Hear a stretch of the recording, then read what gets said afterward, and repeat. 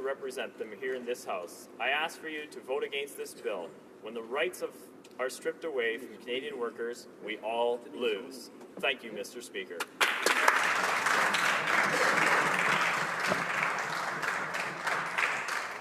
There will be 5 minutes for questions and comments when debate resumes. Meanwhile, statements by members, déclaration des députés, l'honorable député. The Honourable Member for Pierre Boucher, Les Patriotes Verchères. Mr. Speaker, a few weeks ago, Quebec's Civil Service Union launched a website promoting a single tax return in Quebec. Tax season is fast approaching, and it would be a good idea that the federal government ask itself questions about how important it is to maintain the status quo. A single tax return would allow for the savings of $500 million per year, and in addition, it's the solution that is already used for collecting taxes in Quebec. Why should Quebecers have to fill out 2 tax returns, funding 2 bureaucracies, and grappling with 2 complex tax systems? Well, they have no interest in doing that. The power of levying taxes and collecting them is a very important power for our nation, and it could be the first step towards the independence of Quebec. Honourable Member for Winnipeg North. Thank you, Mr. Speaker. It's with pleasure I rise today to just recognize the very special relationship between Canada and the Philippines. For many years now, the Philippines has been the #1 source of immigration to the province of Manitoba, and the impact nationwide, Mr. Speaker, has been very profound in terms of over the last number of years we've seen a large number of immigrants coming from the Philippines. Not only as immigrants, but also as workers. Many come on an annual basis to visit, to attend our schools, and so forth. And what is so encouraging, Mr. Speaker, is that since the election we've had the Prime Minister visit the Philippines, we've had the Minister of Free Trade and others visit the Philippines, just to highlight what I believe is really important. 2 great nations having a special relationship in which, as we move forward into the future, we hope to be able to see more and more bridging of these 2 nations in order to be able to share and embellish amongst the very rich Filipino heritage, which is very quickly becoming a part of Canadian heritage in itself. Thank you, Mr. Speaker. The Honourable Member for Mégantic-Lérable. Thank you, Mr. Speaker. On Sunday, the finals of the largest amateur tournament in the world, the Pee Wee Hockey Tournament in Quebec, took place. The Pee Wee Boutin de l'Érable won this tournament from my riding. Since September, these 17 young men and their coaches have devoted their energy, their work, and especially their heart to winning out a place in this prestigious tournament, and this swept them to victory. Mr. Speaker, in 45 matches this season, these hockey players have won 42 of them, which is an exceptional season from all viewpoints. These young people are a source of inspiration for all athletes in our region. As member for Mégantic-Lérable, and on behalf of all members in this House, I'd like to congratulate the coaches, the players, and their parents, and because this victory is a source of great pride for everyone in my riding. Bravo to these young people. Honourable Member for Saint-Jean. Mr. Speaker, our government recognizes that our country's economic success depends on industrial innovation. It is essential to provide fledgling industrialists with a forward-looking platform to prepare them. I had the privilege to participate in the presentation of the 2015 group of new businesses in Saint-Jean-sur-Richelieu, which benefited from the services of our incubator operated by the Assistance Center of the Entreprise Haute Montérégie. These business incubators and accelerators are already recognized in industrialized countries as an excellent way to bridge the gap between school and business. They offer premises, a credible image, technical support for research, and structured mentoring. I believe that these business networks are essential to the success of the 4th Industrial Revolution in Canada. Deputy de Drummond. The Honourable Member for Drummond. Mr. Speaker, it is with great pride that I rise today in the House to underscore the 1st anniversary of the social pediatric center called Les Petits Bonheurs in Drummondville. The citizens of my region can be proud of the success achieved by this social pediatrics center, inspired by a number of people in the community. This focuses on the development of children up to age 14 who are vulnerable, and it focuses on the needs and the respect of children's rights. Social justice and integration are the values that guide the actions of this center. It makes a huge difference in the lives of a number of families. I would like to commend all of the team from the center for their success, especially Louis Bérubé, the Director General, and Annie Claire, President. Bravo for their social commitment to my region. For Scarborough-Guildwood. Thank you, Mr. Speaker. The work of a Member of Parliament brings you in contact with some extraordinary people. My constituents, Brian Philcox and Bonnie Buxton, co-founders of the organization FAS World, are two such people. Fetal alcohol spectrum disorder is incurable and the leading cause of preventable developmental disability in Canada. Nearly 20 years ago, Brian and Bonnie discovered that their adopted daughter suffered from FASD. Since then, they've worked tirelessly to raise awareness about the risks of consuming alcohol during pregnancy. In 1999, they organized the first annual FASD Awareness Day. September 9 is now recognized in 42 countries around the world. In December, Bonnie and Brian were awarded the Meritorious Service Medal by the Governor-General of Canada. Congratulations, Bonnie and Brian. It's an honor to represent you here in the House of Commons and to count you as friend. The honourable member for Haliburton, Kawartha Lakes, Brown. Thank you very much, Mr. Speaker. As many in the House are aware, there was a terrible incident on Tuesday at Dunbarton High School in Pickering. I would like to recognize a resident of my riding, Lindsay native James Blair, for taking action along with his fellow educators to help end the incident.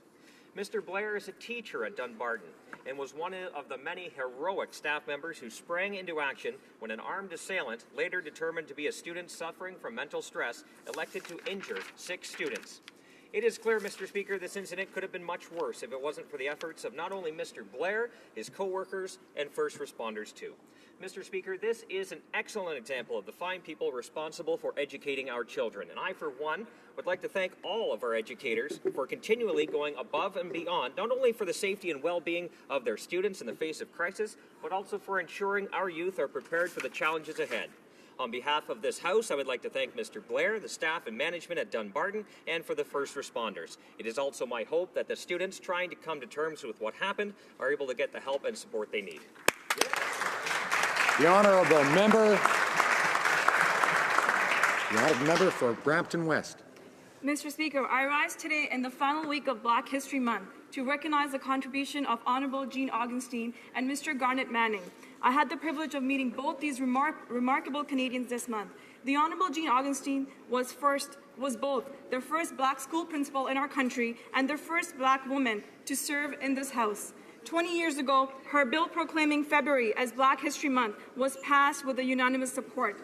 I'm proud to announce that a new secondary school named in her honor will open its door this September in my home riding of Brampton West. Mr. Manning was the second Black man elected to the Brampton City Council. Mr. Manning has motivated and changed the lives of many Black Canadian youth through his service. Mr. Speaker, as we celebrate the achievements, the contributions, and the hardships of Black Canadians, I'm honored to acknowledge the work by both these remarkable Canadians. Thank you. The honourable member for Mississauga-Streetsville. Mr. Speaker, I rise today to speak about a very special event that took place in my riding. On Saturday, February 20th, I had the great honor to participate in the coldest night of the year walk with a wonderful group in Mississauga. The purpose of the walk is to raise money for the hungry, homeless, and hurting in over 100 communities across Canada. The walk in Mississauga was organized by a wonderful staple in my riding, an organization called The Dam. The Dam is a safe community hub that builds relationships to develop, assist, and mentor the youth and young moms along the journey towards reaching their full potential. The coldest night walk in Mississauga consisted of 200 walkers and raised over $41,000. Across the country, the walk raised over $3.8 $8 million for 92 charities. I am so proud to have taken part in this fantastic walk for such a great cause. Mr. Speaker, I ask that all members of this House join me in commending the fantastic work done by the dam and the exciting outcome of the coldest night of the year walk. L'honorable député. The Honourable Member for Charlebourg-Saint-Charles. Mr. Speaker, please note that I have an immense respect for the Minister of National Defence as a veteran. However, whereas no one understands what they are doing, the Liberals are very secretive. I asked the Minister this week whether Canada was at war, and he responded, "I don't understand the member's question." Then I tried to have him tell us whether we were in combat or not, and he said this was a non-combat mission, but we're in a conflict zone, and I would like to say that we're not the principal combatants. In addition, after 4 long days of debate in the House, we still haven't heard any intelligent response regarding the withdrawal of the CF-18s. This is a high-risk mission for soldiers, but they're denying that we're combating ISIL. And now they want our troops to combat in Libya, whereas the recommendations are not to go. Mr. Speaker, that it is the height of confusion in this House. For Richmond Hill. Mr. Speaker, today I rise in this House with a heavy heart. I recognize the passing earlier this month of Robert Waldeer of Richmond Hill. Bob was the founding president of Home on the Hill Supportive Housing, a charitable group whose mission is to provide inclusive, humane, and caring housing to those facing serious mental illness. Home on the Hill has also developed a successful mental illness lecture series and a family support and self-care group. Bob led Home on the Hill through its creation and growth over the past 5 years. In fact, just before his passing, Bob and other members of Home on the Hill met with representatives of York Region Housing to discuss the acquisition of units at the community hub at Crosby and Young. He was a husband, father, community activist, and a visionary with a strong desire to give. On behalf of everyone in Richmond Hill, I want to thank Bob for his tremendous passion and dedication. I offer my condolences to the Richmond Hill community and entire Waldeer family. May his legacy live on through the countless lives to be improved through his Home on the Hill. Thank you. The Honourable Member for Nepean. Thank you, Mr. Speaker. Today, a constituent and veteran in my riding, Ray Desjardins, turned 75 years old. He was a dedicated reservist for many years and was commissioned from the ranks to the position of infantry lieutenant. Beyond his military service, Ray is an active member of the Nepean community. He founded the Royal Canadian Legion's Branch 641 in Barhaven and has organized many community events such as the Year of the Veterans Gala. His dedication to Nepean and its people is remarkable, and I would like to thank Ray for his volunteerism and wish him a happy and healthy 75th birthday. Thank you. The Honourable Member for Edmonton Riverbend. Mr. Speaker, it is with great sadness that I bring to the House attention the passing of Don Getty. Don Getty was former Premier of Alberta from 1985 to 1992. In 1965, the leader of the Alberta Progressive Conservative Party, Peter Lougheed, asked Don Getty to consider entering provincial politics.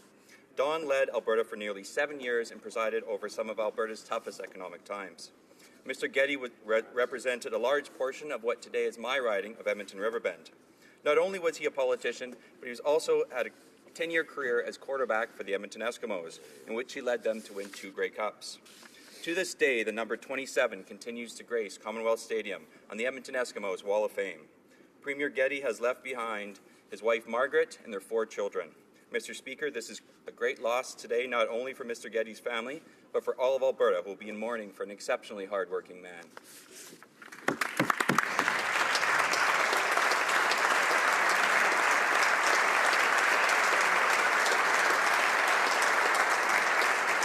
Honourable Député de Nickel Belt. Honourable Member for Nickel Belt. Thank you, Mr. Speaker. The many men and women in Nickel Belt and Greater Sudbury who belong to an organized labour union. As a past union member myself, I understand how unions strengthen communities. They have helped create a safer workplace, better working conditions, and recognize the need for workplace health and safety committees. Monsieur le Président, je crois que les Mr. Speaker, I believe that unions play an important role in the economy of today and encourage the growth of businesses. We should thus treat the labor movement fairly because unions allow for the establishment of productive relationships between employees and employers. That will repeal Bill 377 and 525. I recognize the important role that unions play in protecting the rights of Canadian workers and helping the middle class grow. I look forward to meeting every organized labor union in Nickel Belt and Greater Sudbury to listen, to understand their issues. Merci, Miigwech. The honourable member for Vancouver East. Imagination Collective is one of the many fantastic arts organizations in Van East. I had the pleasure of enjoying their play Beneath the Service at Templeton Secondary School in my riding. The play is inspired by the tragic suicide of a First Nations teen in Van East. It realistically presents the real-lived experiences of many Indigenous peoples and the impact of residential schools. The play skillfully touches on struggles such as poverty, isolation, culture and gender identity, bullying, and teen suicide. It opens with traditional Aboriginal practices and then concludes with an engaging group discussion with the cast. Now its directors are transforming the play into an educational program called Building Bridges. Blending performances with wellness programs, the program will cultivate youth ambassadors and promote healing, compassion, and deep understanding. This is a must-see for all students, and I ask the government to support Imagination Collective and bring this play to all schools across the country. The honourable member for Renfrew, Nipissing, Pembroke. Mr. Speaker, on February 4th, the Parliament of the European Union passed a unanimous resolution recognizing the Islamic State's attacks on Christians for what they are, genocide. ISIS is guilty of committing human rights atrocities against its opponents, Muslim and Christians alike. ISIS has particularly targeted religious minorities, including Assyrian Christians and Yazidis, who it considers heretics and disbelievers. Thousands of Yazidis have been summarily executed, killed, or in the case of Yazidi women, kidnapped and sold into slavery by ISIS. Hundreds of thousands of Christians have fled Syria amid threats by ISIL. In Canada, the Liberal Prime Minister refuses to join the rest of the civilized world in recognizing the ISIS campaign against Christians and other religions minorities as genocide. The silence is deafening. Why doesn't the Prime Minister think Christians and other religious minorities are the right kind of refugees? The honourable member for Mississauga, East Cooksville. Mr. Speaker, on Monday, February 29th, WestJet will be celebrating its 20th anniversary. Beginnings back in 1996, the airline has grown significantly over the years, and today employs nearly 12,000 Canadians from coast to coast to coast. An inductee into the Corporate Culture Hall of Fame and known for a strong culture of ownership, WestJet's activities account for directly and indirectly for more than 70,000 full-time equivalent jobs and produces a labor income in excess of $3 billion. As one of two major national scheduled carriers in this country, WestJet provides Canadians with a critical, important, and competitive choice for their business and leisure travel. I'm sure we can all agree that competition is vital to a healthy economy. Toutes mes félicitations. Warm congratulations and happy 20th anniversary. Continued success. Oral questions, questions orales.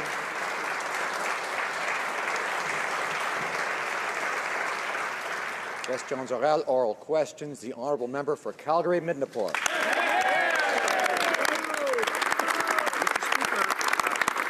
In a feat of completely unprecedented fiscal incompetence, this government has taken us from a surplus to a $10 billion deficit and now to a $30 billion deficit. It's clear as day that the Liberals misled Canadians in the last election with their bogus fiscal promises. So my question is simple, Mr. Speaker. Why did the Liberals hide the truth about their agenda to massively expand the cost of government and to run huge and growing deficits? The Honourable Parliamentary Secretary to the Minister of Finance.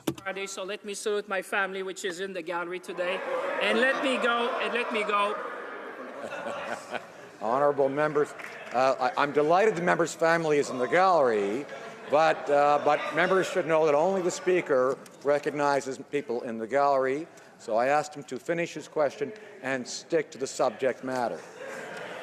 Thank you, Mr. Speaker. So let me answer to my colleague. Mr. Speaker, we have a plan to grow this economy. On the 19th of October, Canadians made a real choice. They made the choice of growth. Mr. Speaker, we're going to do that with our three principles. We're going to do that responsibly. We're going to continue to reduce our debt to GDP ratio to our mandate. And, Mr. Speaker, it's still our goal to balance the budget, but our objective, our priority is growth, Mr. Speaker. The honourable member for Calgary, Midnapore. But, Mr. Speaker, this is exactly the point. Canadians made a choice based on a false election promise. A promise for a deficit of just $10 billion, which has tripled in just 3 months. Is it not true that the Liberals misled Canadians during the election campaign? And why did they hide their true intention to massively increase the cost of government and deficits? The Honourable Parliamentary Secretary. Mr. Speaker, I'd like to thank my honourable colleague for his question. The only people who don't understand that the Conservatives left us a deficit are the Conservatives. Everyone in Canada understands that, Mr. Speaker. We have a plan for growth, Mr. Speaker, and all Canadians made that choice on October 19th. Mr. Speaker, we will continue. We started in December reducing taxes for the middle class. We will continue in the budget with the Canada Child Benefit. And, Mr. Speaker, we are going to put in place our historic infrastructure plan. That's working for Canadians, Mr. Speaker. The honourable member for Calgary Midnapore. Well, Mr. Speaker, I've never seen a parliamentary secretary who has attacked his own department like that. And the department says that we left a balanced budget. That is hard-won surplus.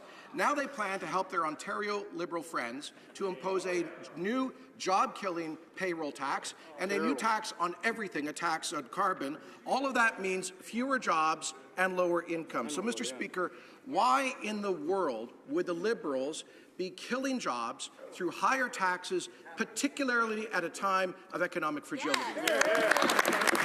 The Honourable Parliamentary Secretary for the Minister of Finance. Mr. Speaker, the only one who don't understand that 2 months doesn't make a year, that 9 months doesn't make a year, but 12 months makes a year are the Conservatives.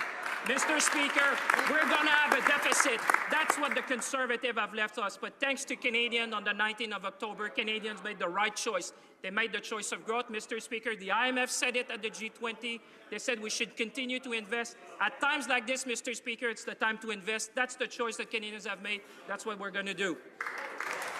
The honourable member for Lévis-Lotbinière. Mr. Speaker, the Liberal government is trying to make Canadians believe that deficits are good for the economy. It's clear that this Prime Minister has never had to balance his own checkbook like thousands of Canadians do every month. Canadian families know that if the government is borrowing money that it doesn't have, that's going to lead us to new and higher taxes. Mr. Speaker, what taxes will go up because of the incompetence of this Liberal government? The Honourable Parliamentary Secretary. Mr. Speaker, I'd like to thank my honourable colleague for his question. We have reduced taxes for Canadians, Mr. Speaker. We did it in December for 9 million Canadians, Mr. Speaker. We will continue with a plan for economic growth. That's what people want in Canada, Mr. Speaker. We'll continue to invest in productivity, in innovation, in infrastructure, Mr. Speaker. At a time like this, when the Conservatives have left us a terrible financial situation, it's time to invest. That's what we're going to do. The honourable member for Lévis-Lotbinière. Mr. Speaker, well, that kind of response from the government makes me wonder, these titanic deficits, they don't realize that this is going to sink the country. This Liberal government has no economic leadership, and that's very concerning. We must absolutely avoid structural deficits that are going to lead to new and higher taxes. Mr. Speaker, how much are Canadian families going to have to pay out of their pockets to pay back for the Liberals' mistakes? The Honourable Parliamentary Secretary. Mr. Speaker, I'd like to thank my honourable colleague, and it was the Conservatives who are leading us to the who are sinking this country, Mr. Speaker. I'll say this again for my honourable colleague, Mr. Speaker. We will continue to invest in the economy. We will do it in a responsible way. We will continue to reduce our debt-to-GDP ratio over the course of our mandate. We have always had the goal of balancing the books, Mr. Speaker, but our priority is growth. That's the choice that Canadians made, and that's what our friends from the other side still don't understand. The honourable member for New Westminster Burnaby. Liberals have an appalling record on employment insurance. They took $50 billion from unemployed workers and their families when they raided the EI fund. Then they imposed massive cuts to access. Now, Conservative cuts, of course, made it even worse for those who've lost their jobs, and now less than 4 in 10 unemployed Canadians can access benefits. The Liberals have voted in favour of the following measure before, and they promised to bring it to government. So the question is clear. Will the Liberals create a universal eligibility of 360 hours for all Canadians across the country? The Honourable Minister of Employment. Thank you very much, Mr. Speaker. We are in a process of Canadian consultation. It's important that we hear from people from coast to coast to coast to reverse the mean-spirited changes implemented by the previous government that focused on the EI system helping employers, not workers, in Canada. We're going to change that. The honourable member for Saint-Hyacinthe-Bagotte. Mr. Speaker, the Conservatives caused great damage by making cuts to EI for the workers who need it most.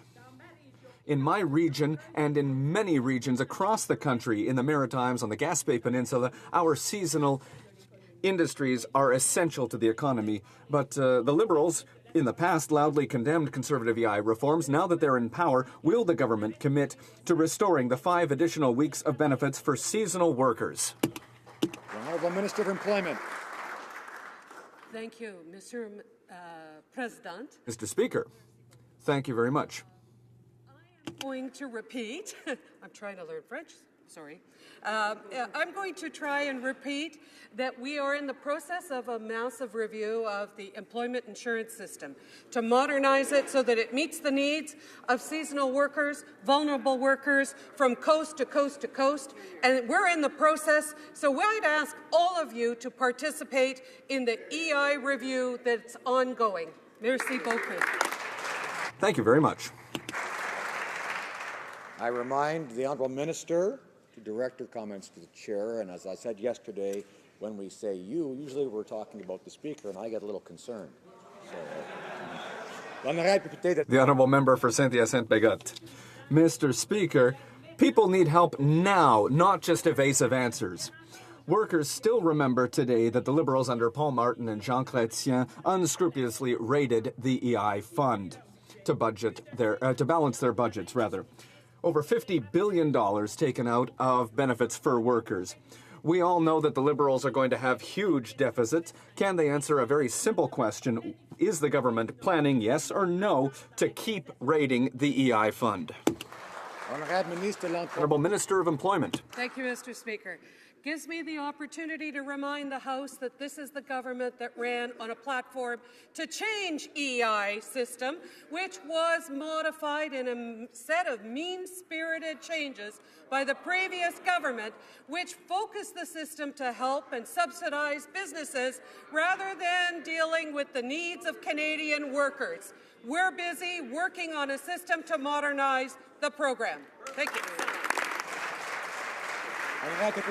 The honourable member for New Westminster Burnaby. Not put food on the table for unemployed workers, Mr. Speaker. That's the reality. Now, the Liberals voted for 360 hours in this House, and now they're opposed to that same measure. They promised to roll back all the bad Conservative measures, and now they don't seem to mind too much, a lot of those measures, and they promised to never, ever take money from unemployed workers again, and now they're opposing a House motion that actually forces them to keep their promise. At a time of growing unemployment and growing layoffs, why are they breaking their promises to Canadian unemployed workers?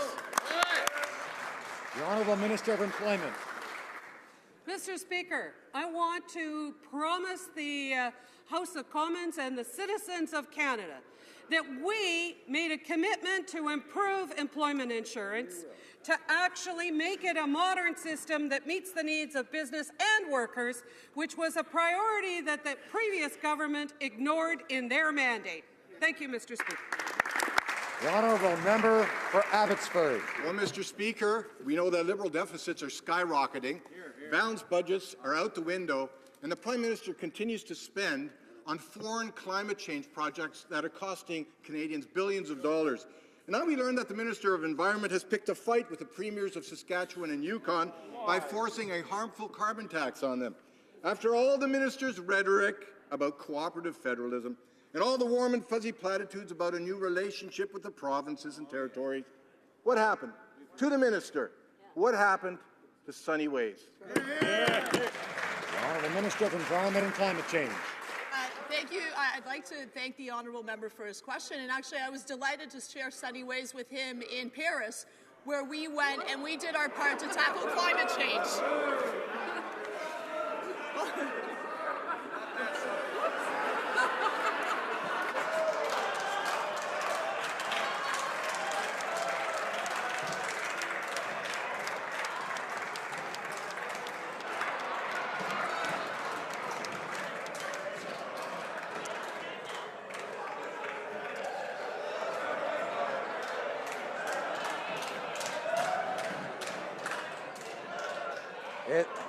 Order. It's so nice. It's so nice to see members getting along so well. But please, let's have a little order. The Minister of Environment has the floor. Thank you, Mr. Speaker. I'd just like to reiterate some quotes for the member opposite, who apparently believes in climate change. So from the CEOs of Shell, Total, and major oil and gas companies. We firmly believe that carbon pricing will discourage high carbon options and reduce uncertainty. We now need governments around the world to provide us with this framework. The honourable member for Abbotsford. Well, Mr. Speaker, does the Minister not understand that Canadians did not give her a mandate to suck billions of dollars out of Western Canada to spend on Liberal climate change projects? It's clear that the Minister's my way or the highway approach to federalism is quickly turning into another national energy plan fiasco. The Premiers of Yukon and Saskatchewan have said a very clear no to a harmful carbon tax grab. When will the Minister finally do what she promised and listen to all Canadian Premiers? The Honourable Minister of Environment. Thank you, Mr. Speaker. We're very delighted that next week that we will be sitting down, the Prime Minister will be sitting down with the Premiers from the provinces and the territories to talk about how we're going to tackle climate change together. We believe that we need to be doing this together. The provinces and territories have shown leadership on climate change, and now it's time for us to step on the plate and do something, because the Conservatives did nothing for the last 10 years. The honourable member for Fort McMurray, Cold Lake. Mr. Speaker, northern communities are feeling a pressure of a weak economy, a lack of support to the resource sector, and cuts to the territorial transfers. Instead of moving to relieve this pressure, the Liberals have decided to increase it by introducing a carbon tax. Mr. Speaker, we all know a carbon tax is a tax on everything. With businesses failing and people losing their jobs, how does this Liberal government expect Northerners to absorb this tax? The Honourable Minister of Environment. Thank you, Mr. Speaker. We were elected by Canadians to take action on climate change, something the previous government did nothing on. We are going to take action. We are going to be working with the provinces and territories. And in fact, 80% of Canadians will be living in a province or territory with a price on carbon as a result of the leadership of the provinces. We are going to take action, and we are going to do this in cooperation with the provinces and territories. The honourable member for Fort McMurray, Cold Lake. Mr. Speaker, in the north, people depend on hydrocarbons. They fuel the planes that bring in the goods. They fuel the trucks that deliver those goods to communities. And they fuel the generators that provide electricity in many of the communities. Using hydrocarbons in the north is a matter of survival, not a luxury.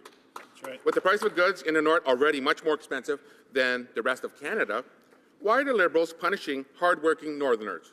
The Honourable Minister of Environment. Mr. Speaker, you know what's also happening in the north? The permafrost is melting. You know what happens then? That people's lives are changed. They can't do traditional hunting. Schools are now having to be closed because the ground they're on isn't stable. We need to take action on climate change, and we are going to take action because it's the right thing to do, and it'll also move us to a low-carbon future, create new innovations and new jobs. The Honourable Member for Central Okanagan, Similkameen Nicola. Mr. Speaker, we were able to build a consensus across the country on the need for a modern and comprehensive agreement on internal trade. We know that the deadline for a new agreement is fast approaching, and the current minister has recently met with his provincial counterparts on this subject. The only thing the Liberals have done since getting elected is to consult, and yes, more consultations. Can the minister confirm that the Liberals are not holding up the agreement by adding new demands, more red tape, or asking for excessive consultations?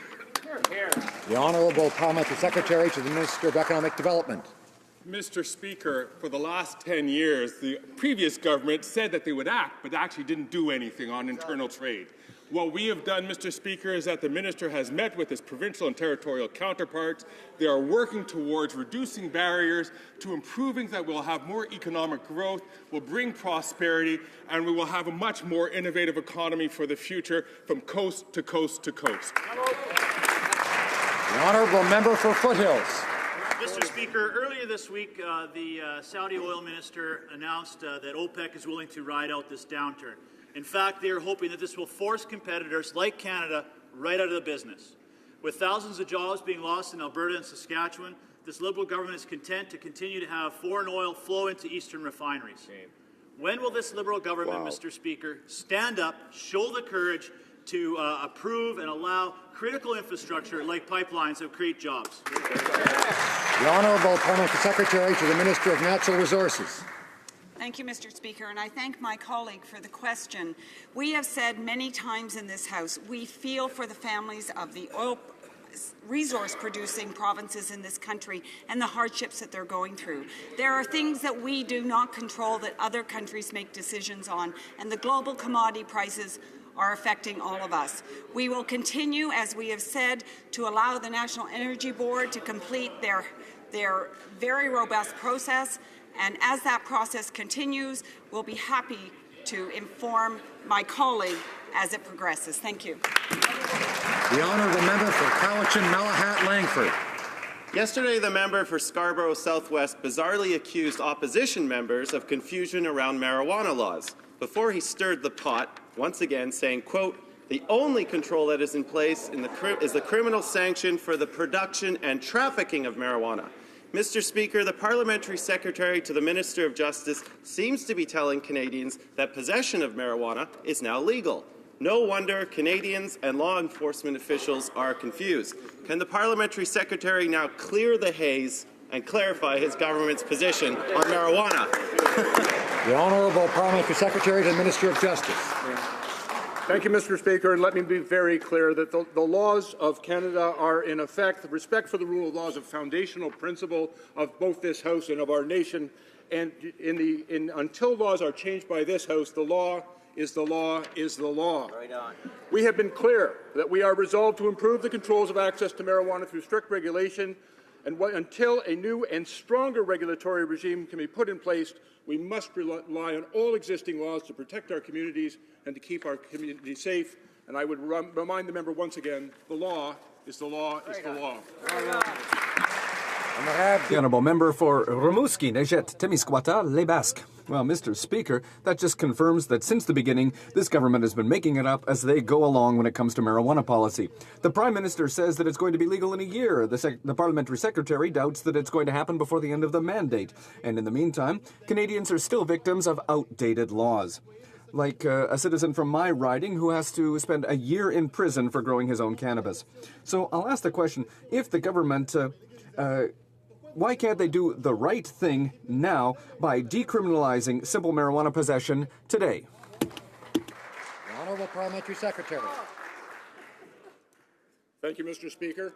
The only controls that currently exist into the access that our kids have to marijuana is the laws that currently exist in this country. And it would be irresponsible to put our kids and our communities at risk by removing all controls until a new, stronger, clearer regulatory regime can be put in place. The honourable member for Red Deer Lacombe. Mr. Speaker, the government House Leader rose in his place yesterday to speak about the ethical screens put in place for the Justice Minister.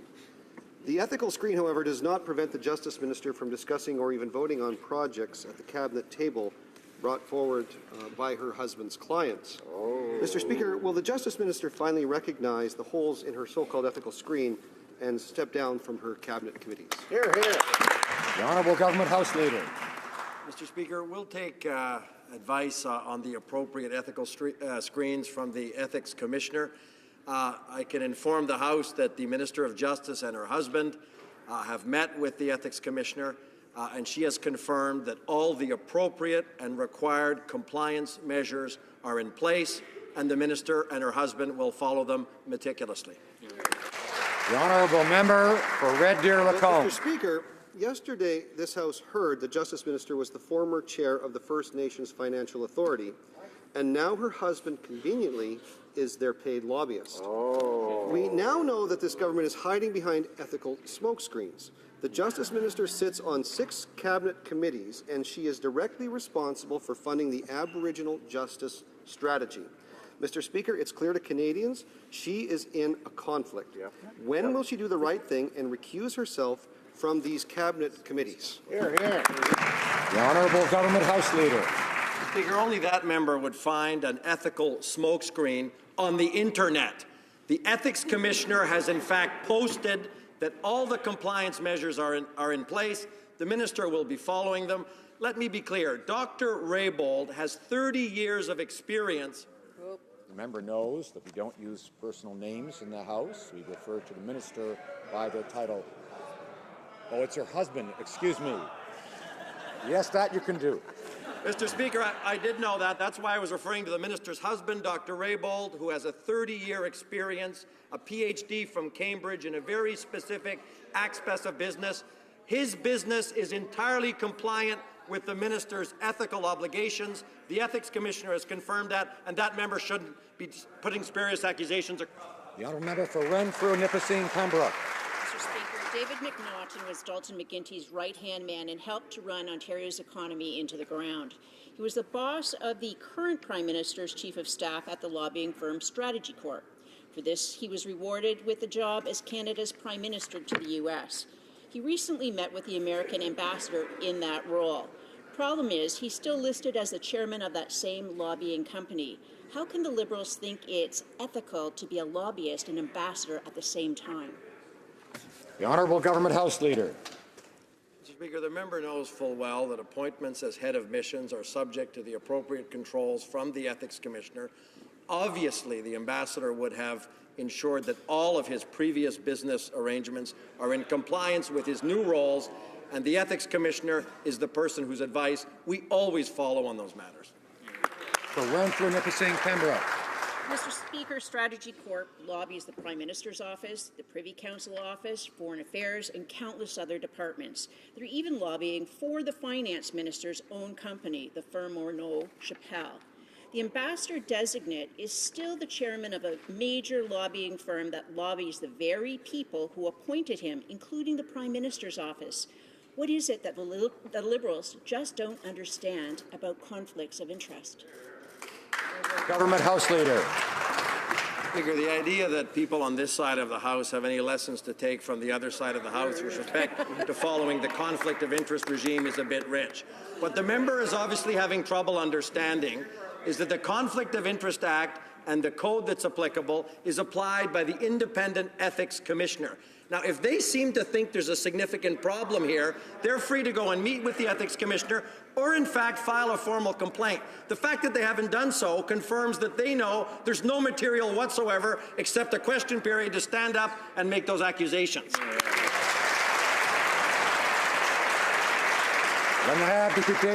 The Honourable Member for Abitibi, Bay James, Nunavik, KU. Thank you, Mr. Speaker. Right before the election, the Conservatives secretly imposed a new financial regime for all modern treaties. It runs counter to the treaties, Mr. Speaker, and the Liberals made a commitment to deal with Aboriginal peoples on a nation-to-nation basis. Now is time, Mr. Speaker, for them to keep their word. Will the government suspend the totally unfair and illegal policy? The Honourable Parliamentary Secretary for Indigenous and Northern Affairs. Thank you, Mr. Speaker, and I thank my colleague for his question. We recognize, Mr. Speaker, that the fiscal arrangement that was in place by the former government is not a fair process. It was not done in consultation with First Nations people. In fact, it was imposed upon them. We are undertaking to look at that full fiscal arrangement. We have met with a number of Indigenous governments across Canada and will continue to do so and look forward to implementing a new fiscal framework. The Honourable Member for Saskatoon West. Thank you, Mr. Speaker. Thousands of Indigenous children abused in residential schools have been denied justice after the government used a legal loophole against them. It has been a month since the Liberals promised urgent action. Not only has this not happened, but today we learned the Oversight Committee won't investigate why the government was allowed to use a legal technicality to deny these legitimate claims. Will the Justice Minister now direct her officials to abandon their legal loopholes and instead start working to bring justice to these victims? The Honourable Parliamentary Secretary to the Minister. No. The Honourable Parliamentary Secretary to the Minister. John, go ahead. Of Justice. Thank you very much, Mr. Speaker. We certainly are aware of the situation raised by the honourable member. The Department of Justice officials will continue to work with First Nations to resolve these conflicts and these issues. In any given situation, it is ultimately up to the tribunal in question. But we are apprised of the situation and will continue to work cooperatively to get it resolved. Honourable Member for Scarborough Rouge Park. Mr. Speaker, 9 in 10 Canadians in the private sector are employed by small businesses across this country. Small businesses are key drivers of the Canadian economy and a vital part of our growth. Could the Minister of Small Business and Tourism explain what this government is doing to encourage and support gender balance among Canada's entrepreneurs and small businesses? The Honourable Minister of Small Business and Tourism. Mr. Speaker, I would like to thank the honourable member for his question, and I agree. Entrepreneurs are key to Canada's prosperity. This week I presented eBay Canada's Entrepreneur Awards, and for the first time, all 3 recipients were women. This government is committed to increasing opportunities for women entrepreneurs, young people, and for underrepresented groups. We are supporting entrepreneurs through programs like BizPal, Canada Business Network, Can Export, and we are committed to reducing the administrative burden so entrepreneurs can grow their business, create jobs, and lead the world in innovation. Thank you, Mr. President. The Honourable Member for Sarnia-Lambton. Mr. Speaker, Kevin Fram is a close personal friend of the Irvings. He's told us that. But as Chief of Staff for the Fisheries Minister, he let himself be lobbied by the Irvings anyway. In spite of that serious lapse in judgment, the Liberal House Leader then hired him as senior advisor. Mr. Speaker, with one minister after another in a conflict of interest, how can Canadians have any confidence in this government? The Honourable Minister of Fisheries. Thank you, Mr. Speaker. Looks like on Friday today we found another fan of that book, Something from Nothing. Mr. Speaker, as Minister, I and my team held many meetings with stakeholders on issues related to my mandate. The individual that the member is talking about was a fine public servant at the time in my department and attended these meetings as my acting Chief of Staff. He was doing his job, Mr. Speaker. He did it well. All the rules were followed. The system works. Thank you, Mr. Speaker. The Honourable Member for Sarnia-Lambton. Mr. Speaker, the Liberal House Leader is punching holes in his supposed ethics screen with every hire. Case in point is Senior Advisor Kevin Fram, who shares the same glaring conflict of interest as his boss. We know this because Fram declared his close personal friendship with the Irvings over a decade ago. Mr. Speaker, how can the House Leader possibly maintain any credibility on ethics when his entire office is tied to the Irvings? The Honourable Minister of Fisheries. Thank you, Mr. Speaker. And as the government House Leader said, it's really hard to take ethical advice from that side of the House. You know, and I'm sure myself and all Canadians would agree with that. And as a House Leader said, if Mr. Speaker, if they do believe they have something other than standing up here in question period, trying to make people look bad, why don't they file a complaint? Thank you, Mr. Speaker. The honourable member for Banff Airdrie. Well, Mr. Speaker, the Minister of Democratic Institutions doesn't seem to take the Democratic part of the Title II seriously.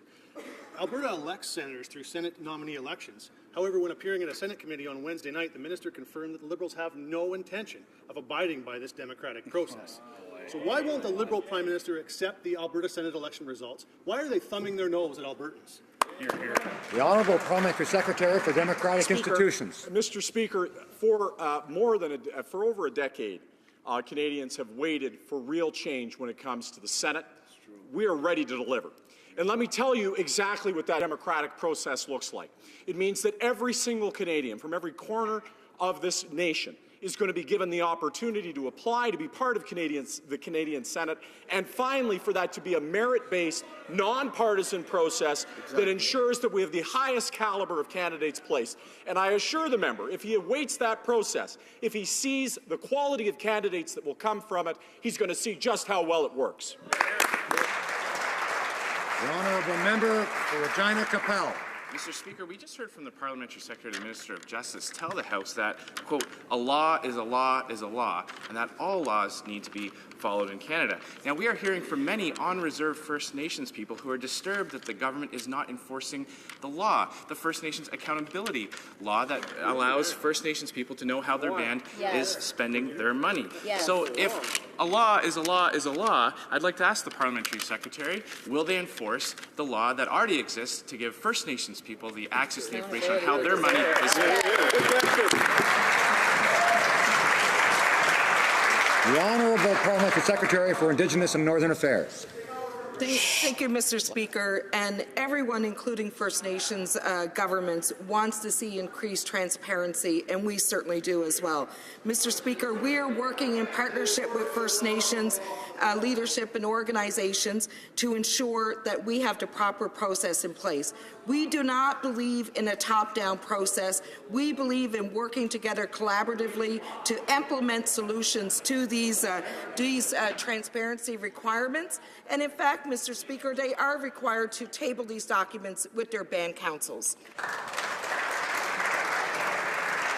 The honourable member for Vancouver East. For years, successive Liberal and Conservative governments mismanaged Canada's immigration program, creating huge backlogs and long wait times, who are forced to live in uncertainty or to be separated for long periods of time. It currently takes nearly a year and a half to sponsor a child and more than 2 years to sponsor a spouse. Can the minister explain and inform this House what concrete actions he will take to shorten wait times and to help reunite families quickly?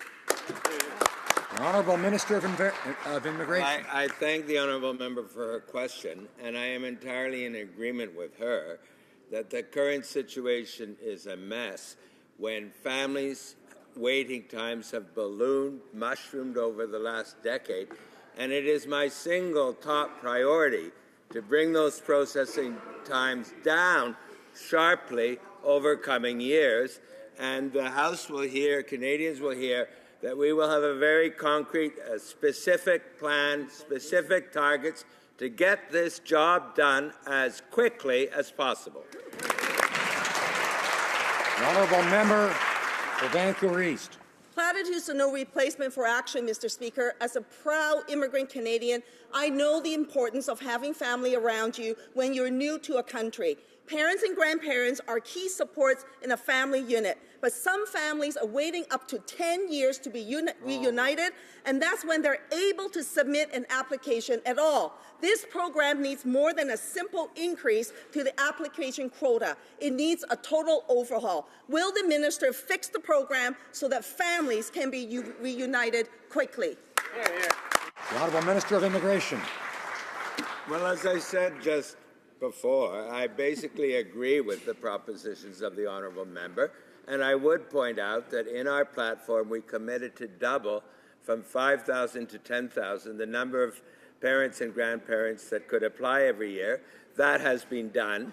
We promised to increase the budget for family class unification. That may well be done in the budget to come. So we are on track on this, but we appreciate the urgency that she conveys, and I can promise that we will move as quickly as possible to achieve these central... The honourable member for Kitchener-Conestoga. Mr. Speaker, the Canadian Cancer Society recently issued a report that shed some very discouraging light on the state of palliative care in Canada. But instead of dealing with this sad fact first, as their number one priority, the Liberal government seems to be focusing all their efforts on physician-assisted suicide. Why is the Liberal government working so hard on a plan to allow living people to die rather than helping dying people to live? Great. The Honourable Parliamentary Secretary to the Minister of Justice. Thank you very much, Mr. Speaker, and I'd like to thank this member for the question and also for his excellent work on the Joint Committee on Physician-Assisted Death. As he knows very well, we've been placed in a bit of a situation where there's a hard deadline to meet. So the efforts towards coming to a response in the Carter decision is one that is driven by the court. It is not exclusive to the efforts that need to be taken to improve the system of palliative care in this country. These are not mutually exclusive. We are and we should be working on both at the same time. The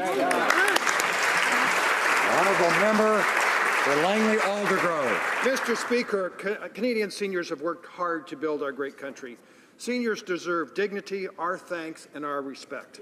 1 in 6 Canadians is a senior. Seniors are also one of Canada's most vulnerable groups. The Liberal euthanasia plan will put our seniors at risk, especially seniors with dementia. The Liberal euthanasia plan is a dangerous plan that ignores instructions from the Supreme Court of Canada. Why isn't the Prime Minister protecting our most vulnerable Canadian seniors? Honourable Parliamentary Secretary.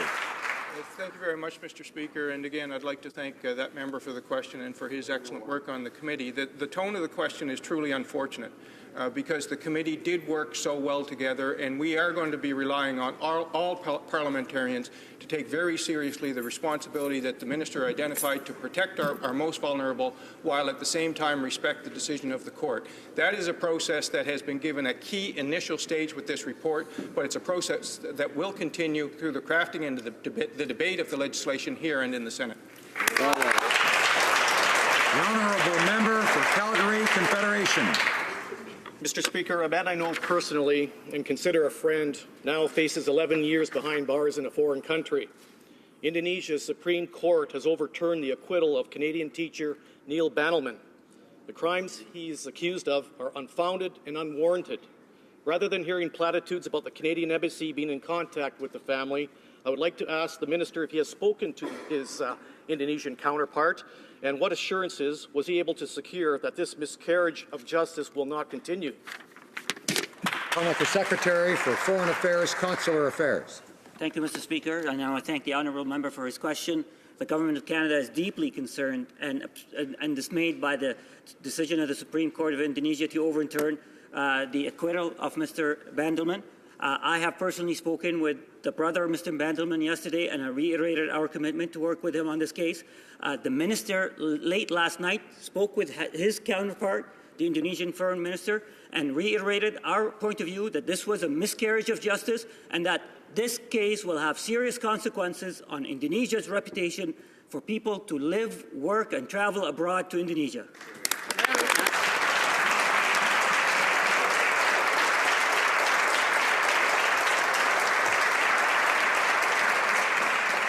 The Honourable Member for Miramichi Grand Lake. Mr. Speaker, the Minister of Foreign Affairs was abroad this week to discuss important issues such as security with his counterparts. Can the Parliamentary Secretary to the Minister of Foreign Affairs inform this House of the various meetings he participated in and the reaction of the international community as regards the important work that Canada is accomplishing abroad? The Honourable Parliamentary Secretary to the Minister of Foreign Affairs.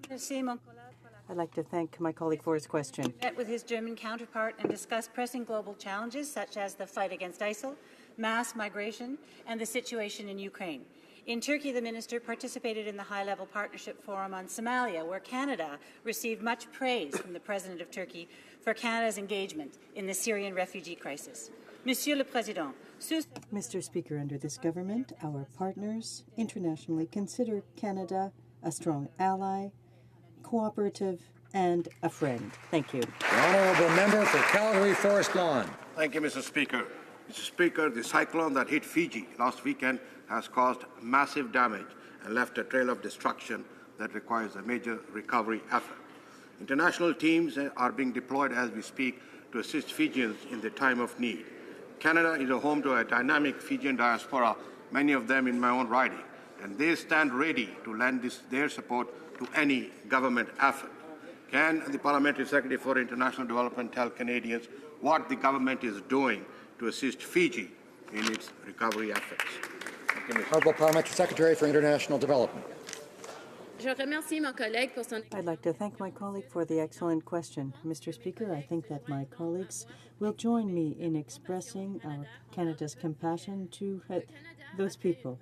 Canada made an initial contribution through the Disaster Assistance Fund to provide assistance through the Red Cross. Our ambassador to New Zealand is in regular contact with the Fiji authorities. We will continue to monitor the situation to ensure that humanitarian needs are met and to provide additional assistance if necessary. Thank you. The honourable member for Surrey Centre. Mr. Speaker, and I reiterate the member on the other side's question, Cyclone Winston, a Category 5 hurricane, just struck the island nation of Fiji. Thousands of homes were destroyed and even more people have been displaced. My riding of Surrey Centre, along with many others across this country, are home to thousands of Fijian Canadians who have loved ones in Fiji. Canada has a long and rich history of responding when our friends are in need. Would the Minister of International Development please tell the House what Canada is doing to assist? Honourable Parliamentary Secretary. Mr. Speaker, I would like to thank the honourable member from Surrey Centre for his question and his dedication to this file. We all join in expressing Canada's sympathy to the people of Fiji who are dealing with the devastating impacts of Cyclone Winston. Canada has made an initial contribution through the Emergency Disaster Assistance Fund to support the Red Cross's emergency relief operation in Fiji. We are providing emergency shelter and essential relief items to approximately 5,000 people affected.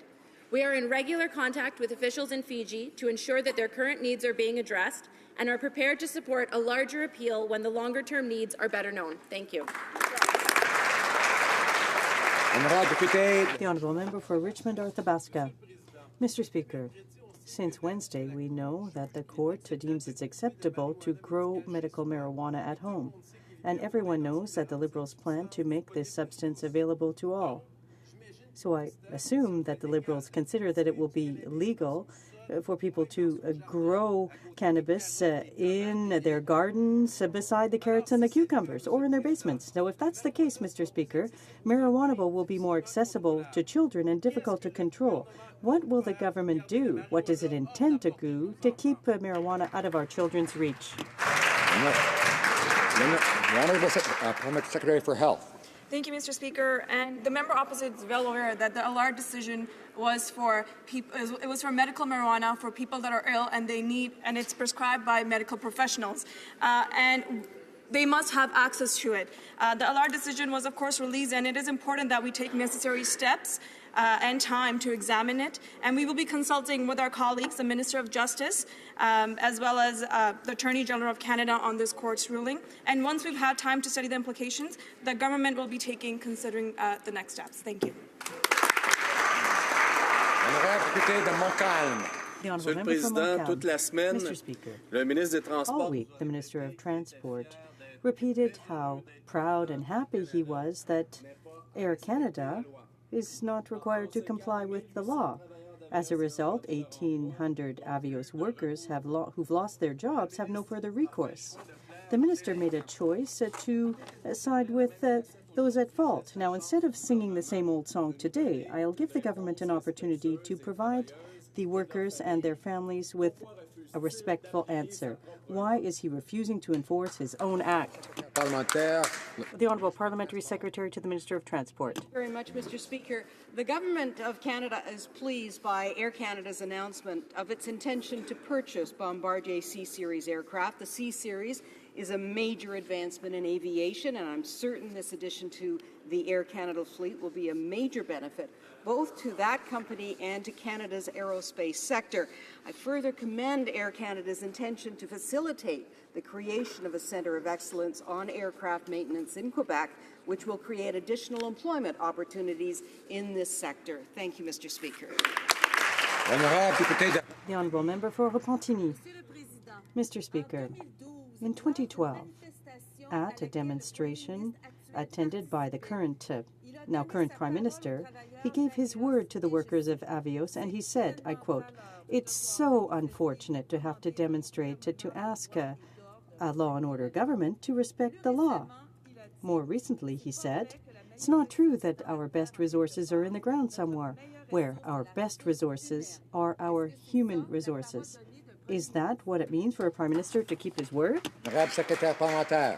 The Honourable Parliamentary Secretary. Mr. Speaker, I reiterate that, of course, the Government of Canada is pleased by Air Canada's announcement of its intention to purchase the Bombardier C-Series aircraft.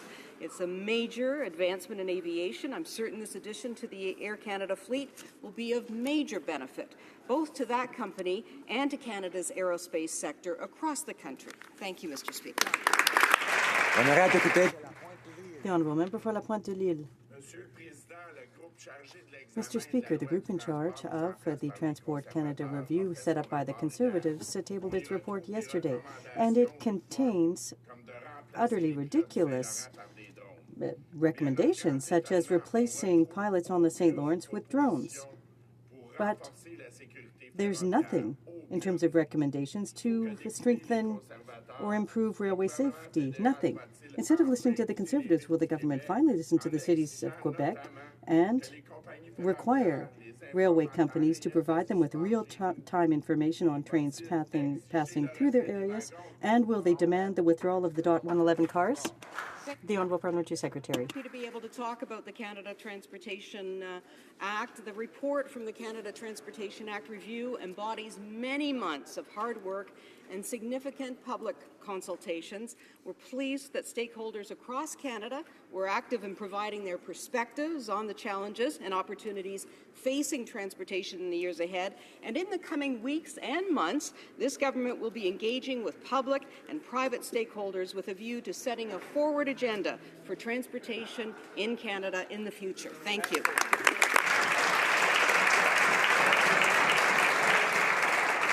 This concludes question period for today, and I thank members for their generally excellent conduct today.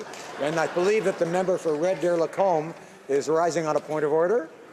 Mr. Speaker, I seek unanimous consent of the House to table the following document, which is from the Ethics Commissioner's website in regards to the Minister of Justice, which states that initial compliance process is still being completed. There are no clearly defined rules from the Ethics Commissioner. I'd seek unanimous consent to table this. Does the honourable member have the unanimous consent to table the document? No, he does not. Tabling of documents.